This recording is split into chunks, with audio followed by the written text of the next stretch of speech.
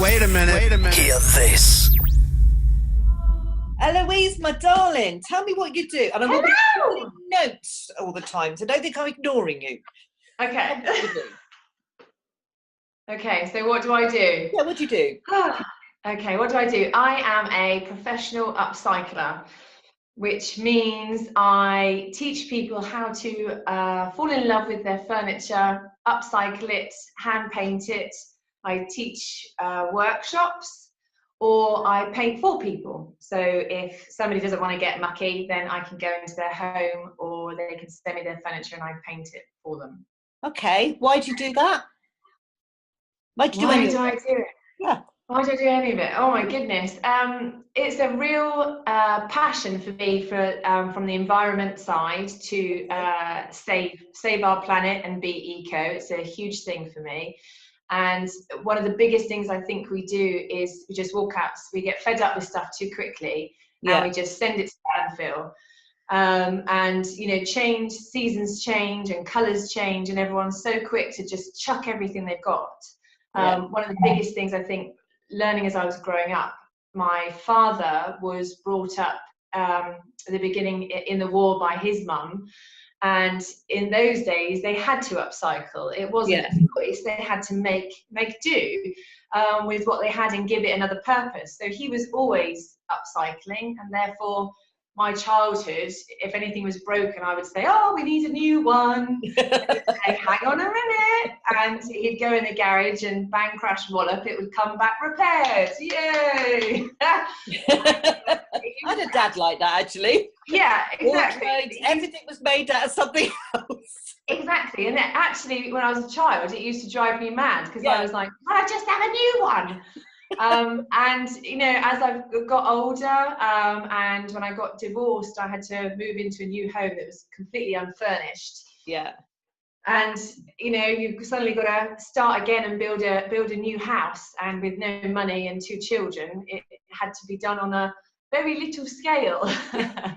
And my dad and he said to me, come on, let's go to thrift shops and car boots, let's phone all our friends and family. I'm sure everybody in their loft or garage will have something that they needed to do up or fix, and let's do it. And we ended up filling the entire home with 50 shades of brown, basically. Nothing matched, but I had it.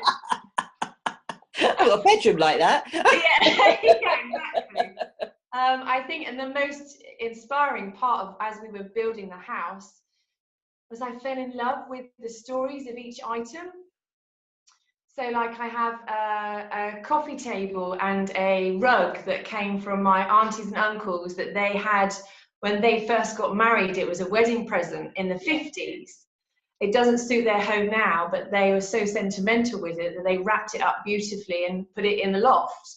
So it has no use, but sentimentally it has something massive, and they didn't want to throw it away. So for them to be able to help me and my children, and it was so vintage, I just completely fell in love with it. And now every day, we go in and we have our picnics on the rug, and it means something. It's amazing. I love that. I love that. So what you're saying is that furniture, you help it retain its history and its love. Yes, yeah, massively. If when I ever go on a house clearance or I go to the auctions, I need to know the story. I can't just take anything. And I'm a sucker for a love story. If there's one there, that's it. I've saved it and I'm carrying it home. Love it. The amazing thing is that when you paint something and rescue it and upcycle it, I find it so fascinating that people look and think that you've just bought it or it's brand new. So just because it's white or it's pink, and when you then explain the detailing of it in the background, they're so amazed. And it opens them up to, well, now there's no way I want to buy anything new or manufactured from a factory. This is amazing. I must keep it. And it's so nice to pass that on. So I suppose that's why, in a very long way. Well, no, that all makes sense. But you have quite a big reasons for doing what you do, and I sort of, at the moment I've got it in 3 different places. It's like, you're very vintage yourself. You obviously love vintage. You have a vintage look. You love vintage, and vintage is very now. So you're sort of on trend, as they say. That's a fancy word for me. On trend. On trend. On trend. Then you've got the bit in the middle about your love of the planet and the environment and saving and everything else. Then you've got this love of stories and furniture having lives and being retained and their history. So there's these 3 different elements of what you do, which I find absolutely bloody fascinating. There's one more. Oh, another one. We're going to have trouble getting this message out. Go on. What's the other one? So I think, so my father taught me how to save everything, fell in love. He was mad about the planet, so I fell in love with the planet. When I started history as well. Yes. Yeah. Yeah, and when we started to do up these 50 Shades of Brown that was in my home, and we started to learn how to paint everything, which was my mother's idea, because she found out you could paint furniture, so let's make it suit. Yeah. When we started to, it gave me such, without getting emotional, it gave me such a self-esteem to be able to paint something for me, for my house, my way, no right or wrong. It was just, it was, they become unique pieces.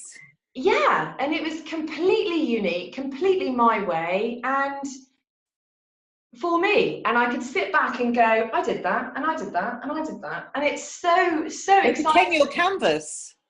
Yeah, exactly. And I think the biggest thing that's come out of everything, and it stems from my late father, is he was the best teacher on the planet.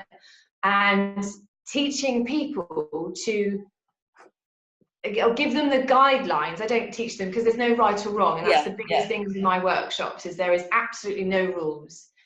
To be creative, you have to have freedom. Yeah. So I'll just show them tricks that I've learned along the way to get different looks and effects. But to give someone that empowerment of making it theirs, thinking they can't do it at the beginning of the day, not loving it, and going home proud and taking pictures of it, is, hands down, that's the best job ever. So your clients, in a way, create art out of old furniture. Yes. To be loved again. Yes. By a new generation. Yes. A new generation, right? Okay, got it. I like that tagline. I like that tagline. That's like, create art out of old furniture to be loved again by a new generation. Ta-da! Ta-da! So that's what you do. Yes. That sounds good. Because what you're actually saying is you use your love and your passion for upcycling and all the history that goes with it in order to help other people create that same passion and love out of those bits of furniture they've got, either because they've got a very, very low budget or because they don't want to lose the object. So that there are 2 reasons people probably upcycle. And I know because when my dad died, there was a couple of cupboards he loved. My mum does, I've been waiting to get rid of that for years. So it's sitting in my bedroom now. And I look at it and I go, I need to do something with it because it doesn't fit. Yeah. But I find, and I don't know if some of your clients find, there's a fear in slapping a bit of paint on it. Am I going to ruin it? Am I going to? So, so you take the fear out of creating that art. Yeah, definitely. I think, for me, my entire life is led by my love and emotions and feelings. Every single day is it's by that. I do get that from you, hon. I do. I get that vibe flowing from you every time I see you. You're like, with your thing and your vintage going on. I'm like, I wish I had that energy again. All I can do is put it into the furniture around me. Yeah. And my hair. I promise you, just coffee. It's just coffee. It's my best friend. Coffee and chocolate. I don't believe that. I think it's the passion of what you do, because you make this sound exciting. Oh, You good. make it sound like, I'm trying to think of the words, as somebody from the outside looking in, it's like you're saying to me that actually I can have an amazing amount of fun and create an extra energy in these art pieces that I've created that I'm going to live with. Yeah. That are going to become part of my home, that are going to be passed on to my kids, because, you know, they're personal. Yeah. You're taking the impersonal and making it personal in amongst all that. So personal. It's like people would say to me, or, you know, you should, when you do your marketing or something, you should focus on the fact that you're saving people money. That is an aspect of it, but people don't care. This is what people forget. Marketing, I'm don't get me wrong, I'm not deriding any form of marketing, but people don't buy because it's cheap or because it's expensive. They buy a solution to a problem. Yeah. And if people really, I mean, let's face it, I've been watching these things where people create these out of drum, whatever. And actually, if you go into a gallery, they're bloody expensive. I'm sorry, upcycling is very on trend and it's very expensive. And people are going, I'm going to spend loads of money. Yeah. Isn't what you're doing. And it isn't about saying to people, do it on a small budget even. What you're saying, I think, this is what I'm getting, is that you are offering us the opportunity to take impersonal pieces of furniture or pieces of furniture that have a history and create our own artwork out of it at any budget we can afford, and it become a treasure in our home that will get passed on. That's what you do. And love it and hug it. Yeah, absolutely. And so money has got nothing to do with this. It's not about money. No, exactly. It's about being able to, because one of the things I've got here is I've got building big on a very small budget, creating big on a small budget, and saving big on a small budget. They're like bullet points, because what you're saying to people, actually, this doesn't cost the earth. You don't have to go out and buy a reconditioned Singer sewing machine that's now a coffee table and pay £700 for it. Pick it up from the tip, do it yourself. Crazy. I've never been able to even begin to start like that, and now I haven't, and that's insane. If you go searching for it, which is part of the fun, hunting for vintage items is so much. You want to go skip diving? Yeah, it is. It's so skip much diving party. Oh my goodness, we should go do that. You should, yeah, skip diving party, and then we take what we find and we do something with it. Yes. I'm in on that one. I love skip diving. I bring home all sorts of things and go, one day I'll do something with that. Yes, one day. I have a whole one garage day that says one I'll day even know what to do with that. So for me, this small budget is important, but it's not about saving money. Yeah, that's not my, totally. It doesn't incentivize me in any way, shape or form. But small budget in terms of it not costing the earth for you to do this. Yes, yeah. And that appeals to everybody. That appeals to those that can afford it and don't want to. It appeals to those people that go, I haven't got a lot of money, but hey, I can, Nan's offering me all this junk. Yes. Oh, hang on. I can it's worth it. And the amount of people that come to me and say that they want a white table and chairs, for instance. Every week I have a customer, I would like a white table and chairs. And I don't know whether they get irritated with me or not, but when we start talking, I ask them about what they already have. Yeah. We just keep replying with, I want a new table and chairs. And when I keep talking to them, we find out in their home, they have a solid pine, 30, 40-year-old, perfectly working, right size shape dining room table and chairs. Yeah. So I'm going, so why are you going to go to the shop and spend £1,000 on a white one that's probably MDF? Yeah. If it's the biggest trick I say to everyone, if it's light, it's MDF. Yeah. And and it's about saying to them, well, for a quarter of that amount, I can paint it for you, or you can make it white. Yeah. It's that simple. Yeah. But we're so programmed, you know, at the moment with just, it's got to go. We've had it 2 years, chuck it. Yeah, And you do. You can literally just go to the tip and watch people, what they throw away. It is devastating. I probably come home with as much as I take to the tip. It's ridiculous. I'm not allowed near the tip anymore. Steve goes off to dump it and I'm hunting around going, oh, look at yeah, oh, look what I can do with that. Yeah, just think he's going, but you won't. I might, you never know. On a rainy day. So what I'm going to say to you at this point is, upcycling is a tool. It's your job description, job title. It's not what you do. It's what you use to create. Yes. Okay. Yes, that's clever. Yes. Because often we think of upcycling and it all gets either too much up there, or I'm not arty enough, or you know, or oh, I'm just going to slap a bit of paint on it. We don't really fully understand. We understand the term, but I don't feel everybody fully understands. So the upcycling, as Deja Vu Upcycling, that makes sense. But when you're talking to people, you are talking about creating this art out of furniture that has a history. Creating treasures for your home. And that's when the emotion in us goes, oh, you know, I can do something with Granny's old sewing box. Yes. You know, because we listen emotionally. So we're emotionally listening to you pluck those little strings in our heart.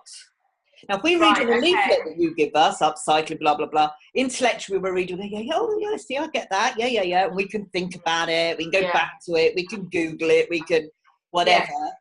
But when we're listening, you've got literally a nanosecond to go, I upcycle furniture. And in that nanosecond, around the table, people have had to take it in, then translate it, then go, upcycling, what's that really mean? I don't. So the brain's all immediately gone off thinking about something else. Upcycling, that's just rubbish. So whatever their history, translation and perception of those words are, so then they've missed the whole next phrase. Yes, totally. And we're then trying to catch up, you know. So, no, it's not for me. I'm going to go. When you talk to people about making works of art, because I guarantee 99% of humans want to create art, even if they don't think they can. Totally. I think that's part of our DNA. It's like stories and art. We want to. That's why we take so many photos, because we can't paint them. So So when you talk about creating art out of those pieces of furniture that have a history but don't fit anymore, and turning them into treasures for your home and for your children, and emotionally we get that. Because we've all got bits of furniture that we go, I hate it, but I can't chuck it out because it was so-and-so's. Or I've had that piece of furniture because I can't afford to buy a new one. Table and so we get that, turning it into something else. So what you do is you help us create unique pieces of art out of old furniture that becomes a treasure in our home that we keep and pass on. Oh, you make it sound so nice. But it is nice. It's beautiful.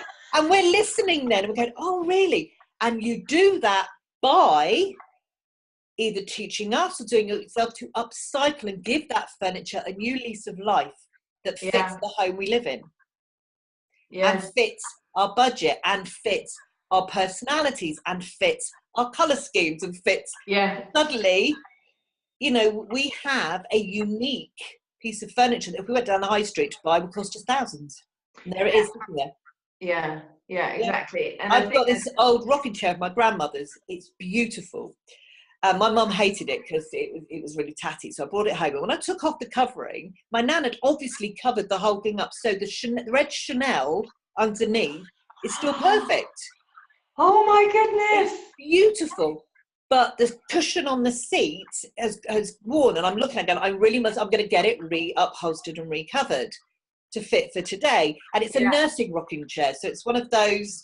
They're beautiful. Absolutely. And there's no world God's earth I would, because somebody would take that thing we love that my mum was nursed in and we were nursed in, and sell it for thousands of pounds because they put a bit of, you know, Yeah, So yeah, bit of French exactly.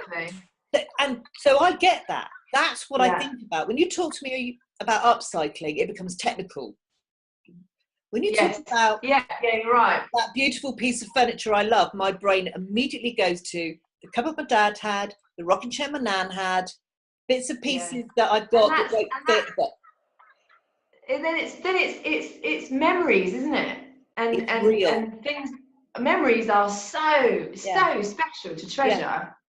And And it's family sad if you forget heirlooms. Yeah, we don't think about family heirlooms anymore. You know, the big, that. powerful rich, they pass them down and they become more and more and more expensive. No. But Yeah. actually, we can have heirlooms. I Yeah. expect my children to take that rocking chair. Yes. But in order to do that, I've got to bring it up to date.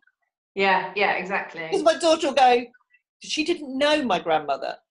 So she doesn't have No, that yeah, yet. But she knows the history. So it has to be yes, brought up to date to fit her house to go, yeah, I'll yeah. keep that and pass it on and on.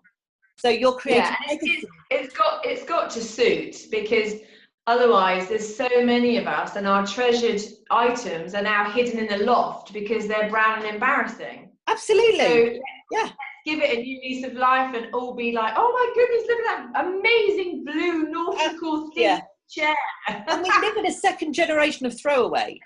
You know, Yeah, I sort of remember mum making do, but actually I grew up and was old enough then to buy new. And yeah, now, you know, I remember as a kid, you had a sofa for yeah, life. yes, yeah. Probably on our fourth. It's just like, no, I don't anymore, get rid of it. I just get rid of Yeah, it. just chuck it away. Well, my mum looks, she would never do that. So No.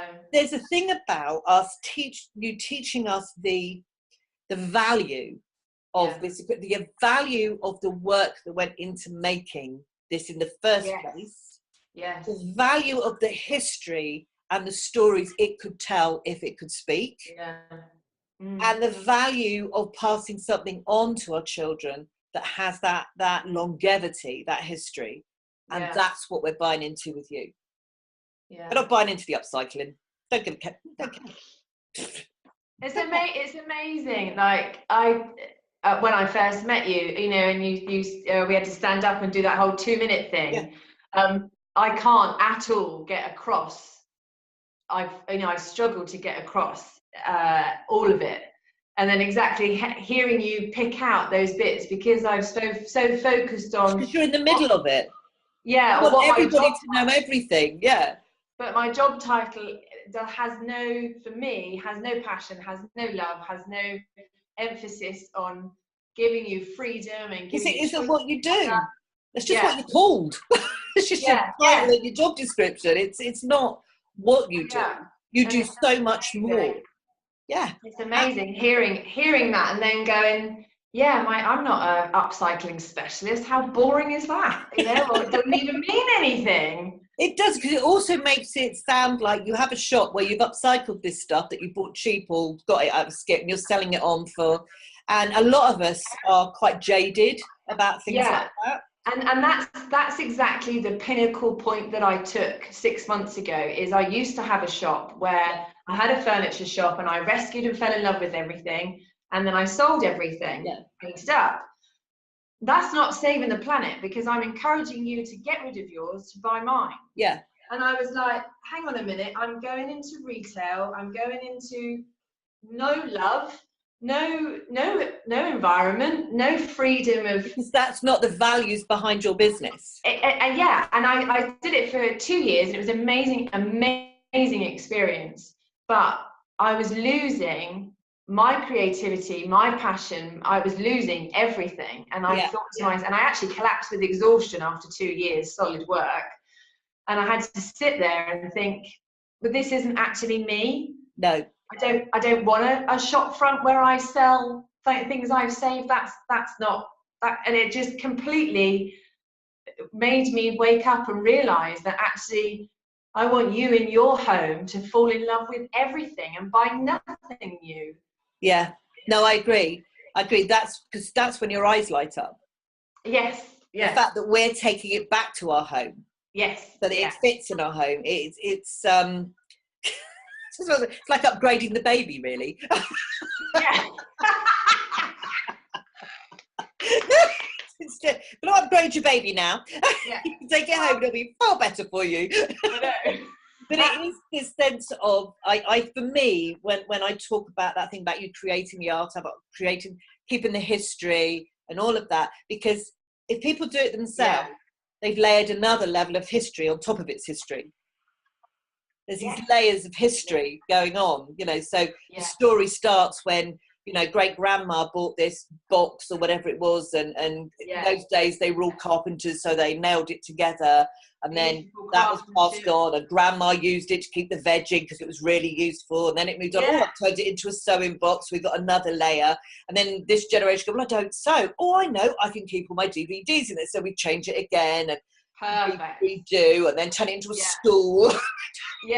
And it's these layers of history, but from that one crate that great grandma had is now this still cherished and loved piece of history. Oh, so, I'm attached to it now. Yeah, well, you can't have it, it's mine. I'll bring it over to you. Go, what do I do with it now? Can I paint it? Bring over the covers my dad made out of odd bits of wardrobe. What do I do with it now? Oh, I love it. But it is, I think that's what you're telling us, and because I suspect, and again, I don't know, what you want is people to come to your workshops, you want people to bring their furniture, and even if they want you to do it for them, it's still their furniture, it's not furniture you found for them. Yeah, totally. So your message to everybody is, it's about that, you know, let's help you create a piece of art for your home. Let's take that bit of furniture that doesn't fit and make it part of the family.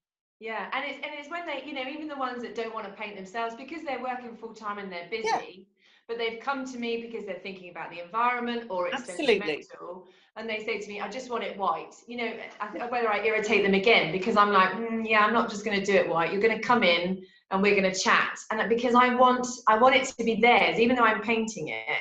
Yeah, it's giving them slight guidelines and encouragement of them choosing colours, and with all my commissions, I never seal them until they've visited it again, because 9 times out of 10, I can introduce another colour. Yeah. Because so many out there go, okay, wait 1 week, and that's £1,000, and it's white, yay!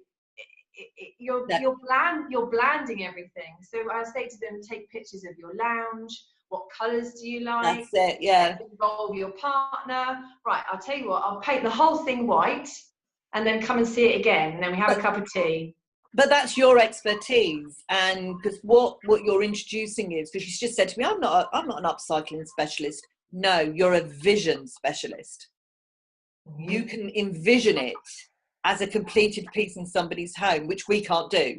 We don't have that eye. We just think, well, if I paint it white, it'll fit with anything, or I paint it black, it'll blend into the corner. You have this vision that you're able to give us so that you go, there it is. So you really are actually a vision specialist. Wow, that sounds a bit special. You are special. You are. So what you now do is... My word. Right, so you take... Hang on. So you create art out of old furniture to be loved again by a new generation. Yeah. And with a vision... for how it will look, I've got so many notes, how it would look. Good job on recording this, what it would look in your home, right? Yeah. That's sort of your opening. And then it's by taking your loved bits of furniture, we can create, we can save, we can build on a small budget and create a treasure that you can hand down generation to generation. Oh, it sounds lovely. That's what you do. Wow. And then in the pitch you would go on to, I have a studio, I do workshops, then it's the practical stuff.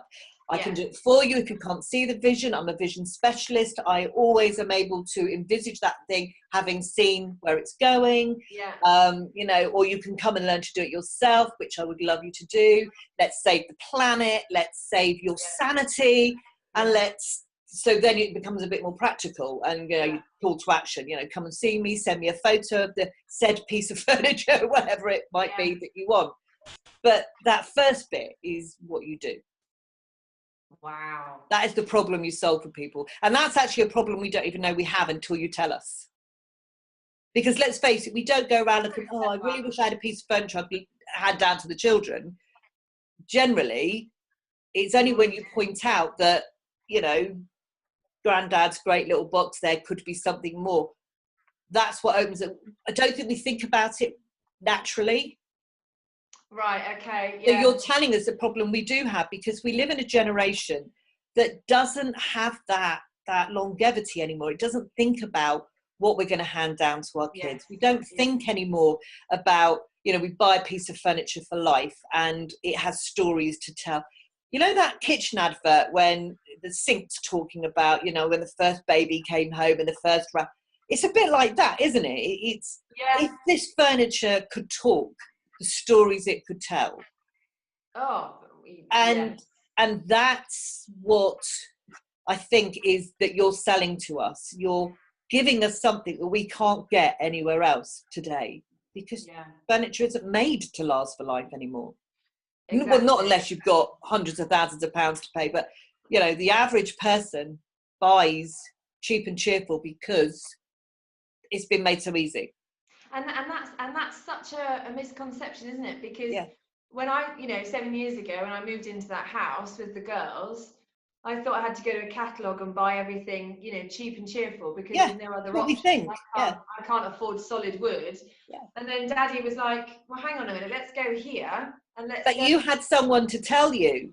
Exactly. Most of us don't have that person. And if you think about, we're in an age when a lot of families don't have grandparents. So we've got a lot of families growing that don't have that back support, so they don't have those skills. Or their parents and grandparents weren't arty. So it doesn't even hit their consciousness about buying old furniture and making it work. And the other thing is, my daughter's a prime example, oh no, it has to do this, and it has to look great, and it has to look like the Kardashians, and it has to look like for God's sake, I want glass and I want bling, and let's get a clean that. That's just good. But you remind us that furniture plays a part in our family life. Especially with children. I think that's the only time we think about maintaining furniture. We maintain the cribs, we maintain the prams. So that's what you're giving us. And I've even noticed, Bev, since my father passed away, his tub chair, my mum in her house was like, I just can't walk past it anymore. It's too emotional. And I was just like, well, there's just no way I can't see it again. So we made a deal that it would come to my house. And for my daughters, they sit and read their homework books in the tub chair. Another layer of history. And it's helping them with, it's a bit emotional, but it's helping them with their grief, because they're sat in his chair. So suddenly this horrible, ugly chair that they hated, and it's covered in paint and muck and everything. It has a life. You bring furniture to life. Not just lumps of wood. You bring it to life. And I think that's the thing. So if I said to you now, what do you do? How would you answer that question? Oh my word! I don't know. I'm all emotional now. It sounds so good. I don't know, but I really like it. So come on, think of all those things we've been talking about. Forget saying upcycling. Think about all those. And again, because now you're getting that message quite clear in your heart. And now when you tell people what you do, you'll base it on that thing in your heart about what you do for people. So it's encouraging people to fall back in love. That sounds negative, doesn't it? Encouraging people to embrace their old furniture and turn it into creations of art for themselves and for their future. Or you say for their children. It's a completely for a new generation spin on it. But it's totally what I'm struggling to get across. Well, now you can get it across, because you've got a lovely statement. Exactly. That's quite amazing. You're magic. Did you know that? Yeah, bit of a witch. can't quite, I struggle so much to get out exactly what you're saying, which is the deeper message and Yes. the heart message. Yes. And I get so bamboozled with corporate words or the right words or all this, you know. But you're like not talking to corporate people who've got the money to spend. You're talking to average person in the street. You're talking to me. You're talking to those ladies.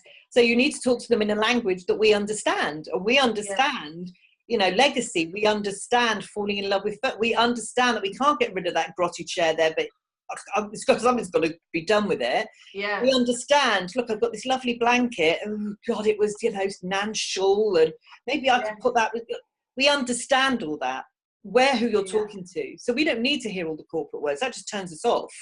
Yes, yeah, you're so right. It takes the heart out of what you do and just makes you another person who takes furniture and upcycles it and sells it. We don't see the difference.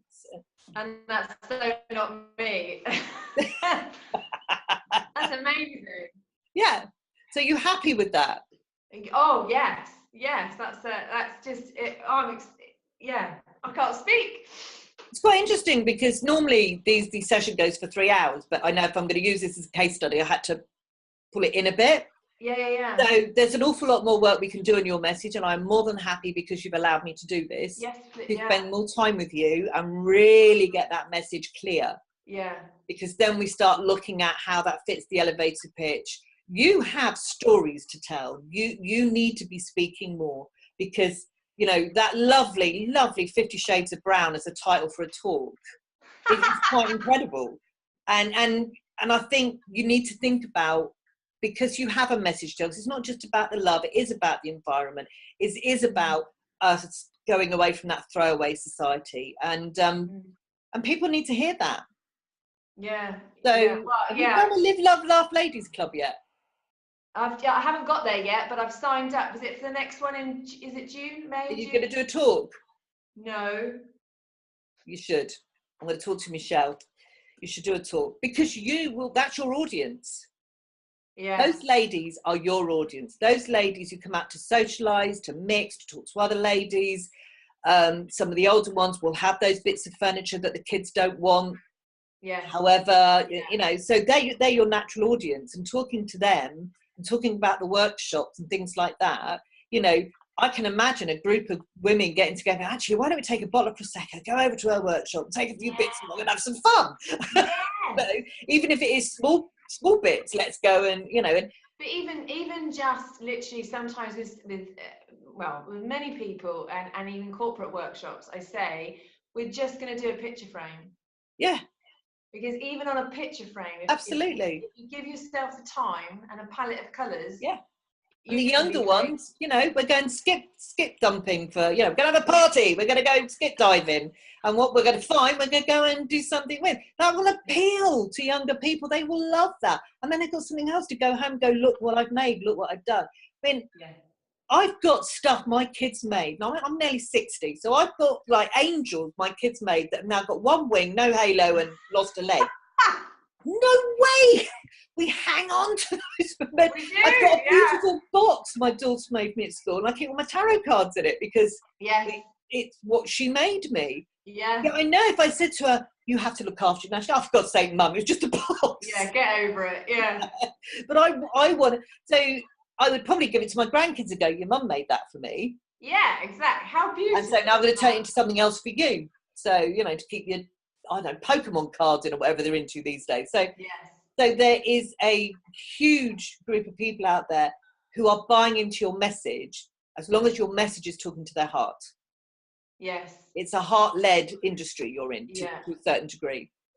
Yes. And conservationists and environmentalists will buy into it. They'll buy into it for a different reason. They'll buy into it just because they won't chuck stuff away. But that doesn't mean that what they're creating doesn't become a family treasure.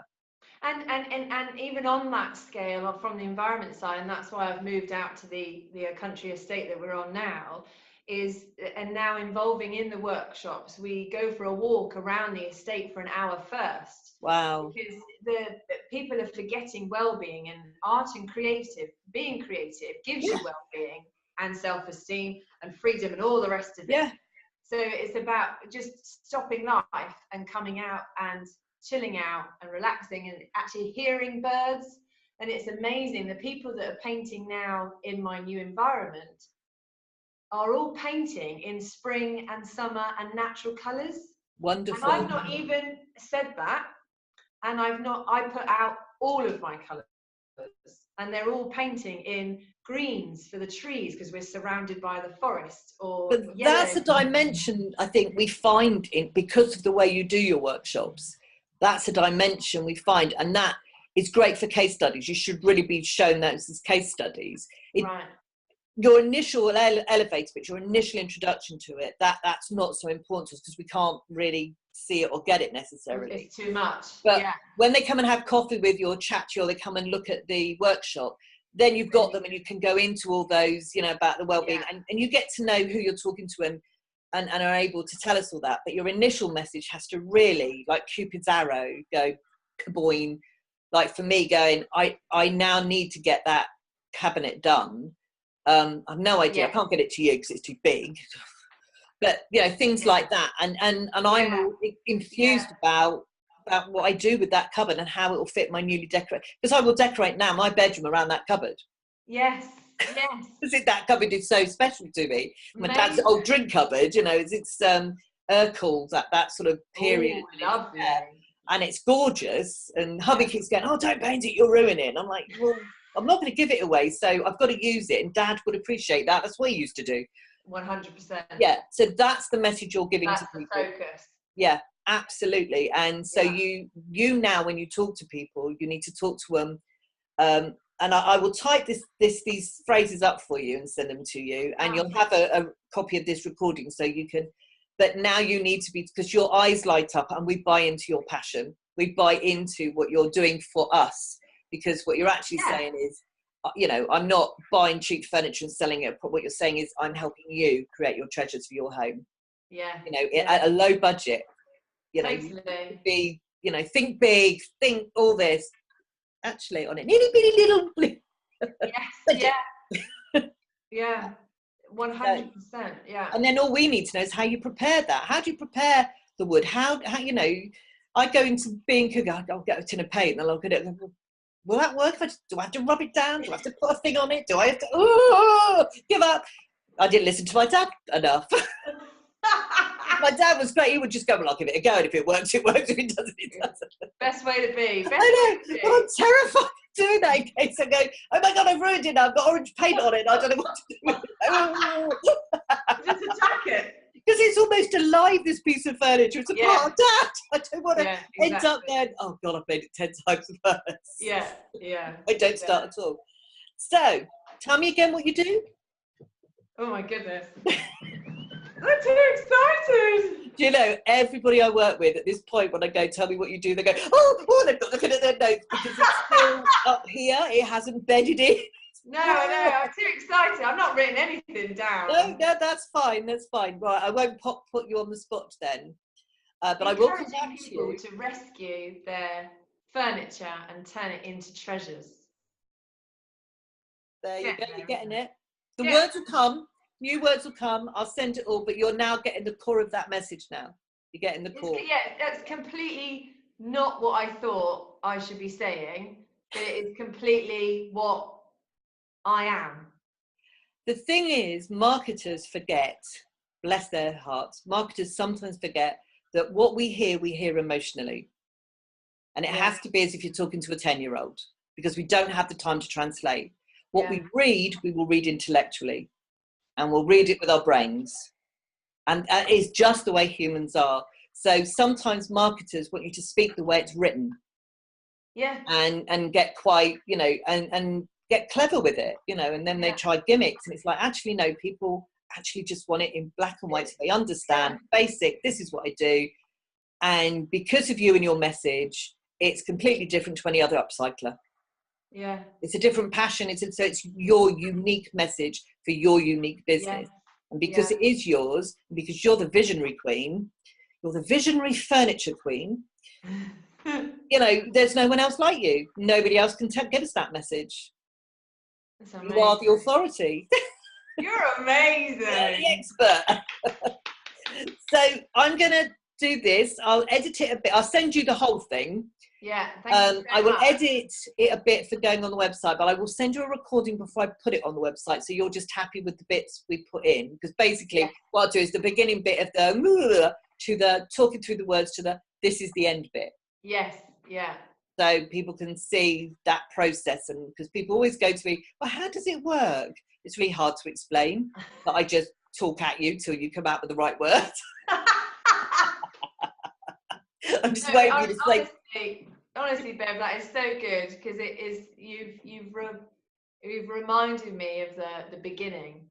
Reminded you why you love doing what you do, and we forget that sometimes. We get so hung up on words, we forget sometimes why we start to do what we do, and then totally. or we feel, well, I can't tell people that, it doesn't mean much, but actually it means everything.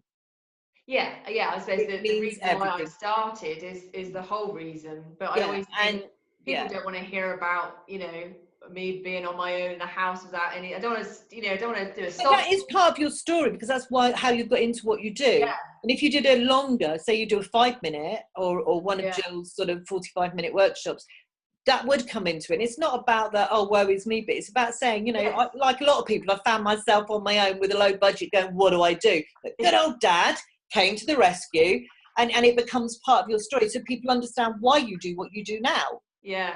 Because otherwise they go, well, did she just wake up one day, decide to, and it might not be any good. You know, anybody can say they do that. Exactly. Once you put an emotional story behind it, they look at you, the person, and go, oh, wow, that sounds, I want to work with her. And then the people that go, well, that's just rubbish, you're not talking to anyway. The people that go, well, I just go and buy it. Why would I bother? You're not talking to them. So that's immaterial. So I don't need to try and explain it in a different way to them. No point.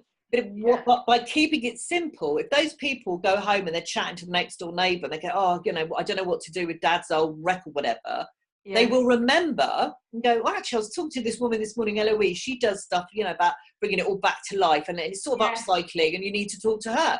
Yeah, amazing. So you're talking not only to the group, but to their friends. And that's why, if you make it too complicated, he would then turn around to the guy and it's go, oh yeah, somebody's gone on about, so I can't remember what she said, and it's gone. Yeah, and it's gone. Yeah, or like people say to me, your website and your leaflets or your marketing isn't you. And they say to me, oh my God, you're so lively and you really enjoy this, don't you? And I'm like, yeah. And they go, I would expect to see a lot of video on your website of you doing some of the stuff you do, of the photos of the workshops, photos of movement, if you like, video, because what you're talking about is movement through time, it's movement through doing, it's movement through, it's a lot of movement, and you are very bright and very vivid, and that should, in my opinion, and I'm not a marketer, it's about being true to yourself and using the words that resonate with you and the people you want to work with. Because otherwise you get those people come along and go, well, you know, I've heard it's really, really the in thing to have the drum of a washing machine with a glass bit on the top and a lamp, and so do it. And actually, you want to talk to the people who goes, I've got this bloody old washing machine and I can't get rid of it because it's going to cost me. And you have to go, well, actually, if you rip it apart, we take the drum out and you put the same thing. That's the one you want to work with. This guy can go buy it down Old Kent Road. You're so £3,000. Off you go. Right. And they're not even recycled drums. He bought them from the manufacturers.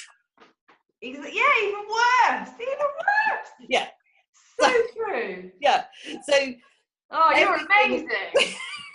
Oh my goodness me, you're absolutely amazing. I think it's only because over the years I have learned that you have to be yourself in your business. And it's like with what I do. You either like what I do or you don't. Yeah. And if you like the way I do it, you'll work with me. And if you don't like the way I do it, that's great. I know a lot of people who do public speaking and can get you relevant. Go and talk to them. That's fine. No skin off my nose. Yeah. I have no competition because only I do what I do. Yeah. You have no competition because only you do what you do. And only you can tell people why you do it. You're so right. Oh. So you have no competition. And once you get your head around that, life becomes a lot easier because you're not competing anymore. You're doing what you're supposed to do, which is create these treasures for our new generation. Yeah. You're back to your purpose. For our new generation. Yeah. Absolutely. Absolutely. We can't keep putting it in landfill. No, we can't. We really can't. We've got to save it. Yeah.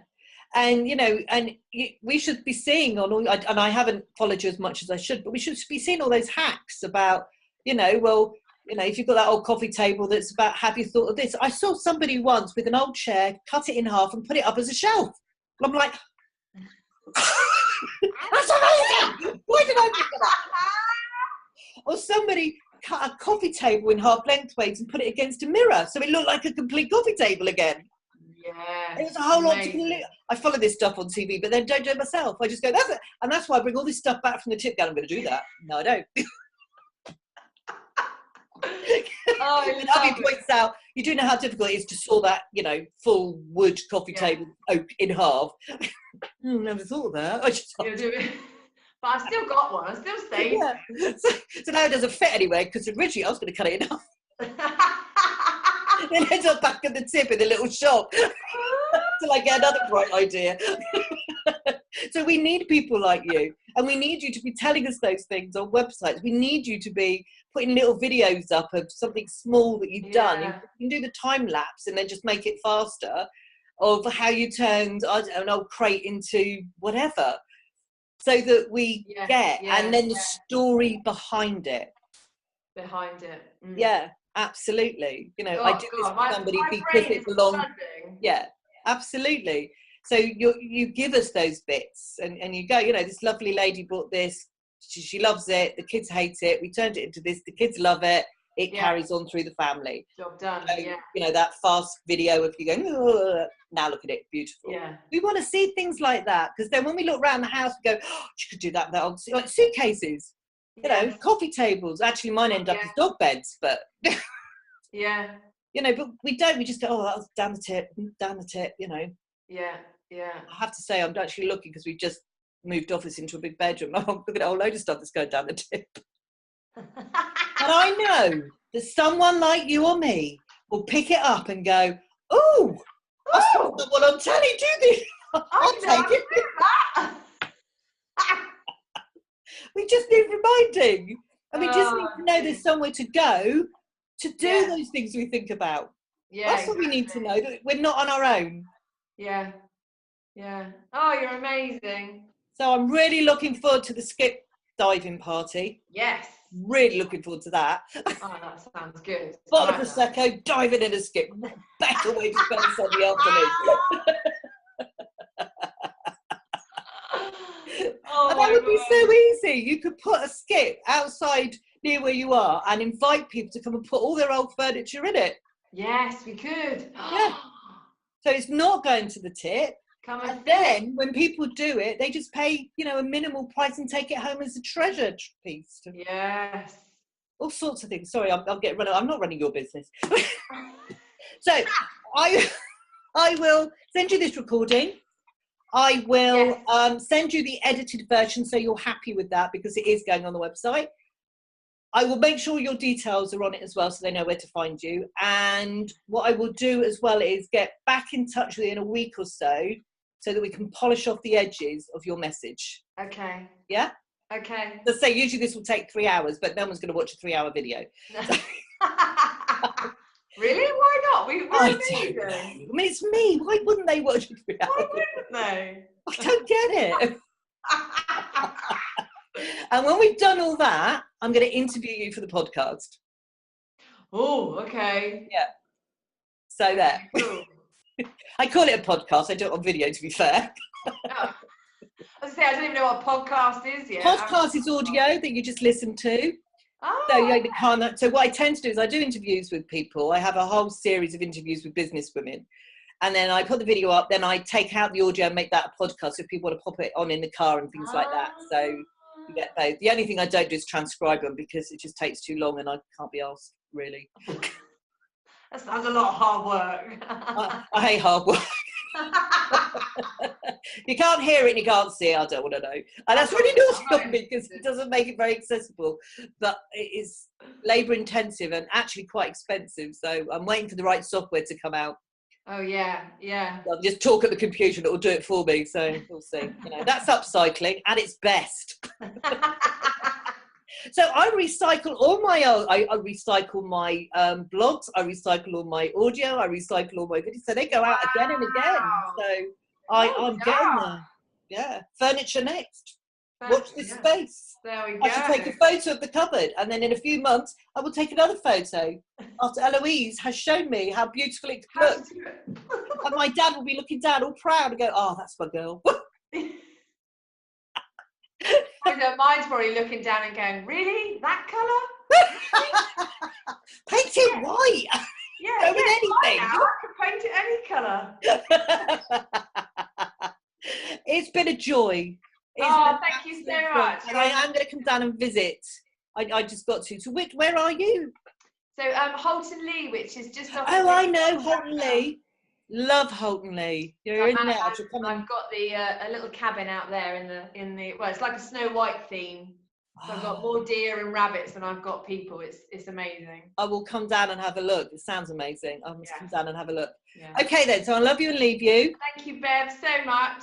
Don't worry. Go and I say I'll type up all the notes I've made and then go and play around with all those words and make it work for you. Yeah. Yeah, I will do. Amazing. All right. Thank you. You can do a review on Facebook if you like. I was going to say, can I share it and all and everything when you do what you like with it, honey? Do what you like with it. As I say, I'll be going on my website, but you can put it on yours or anywhere else. It's good for both of us. Yeah, perfect. Okay. Okay. All right.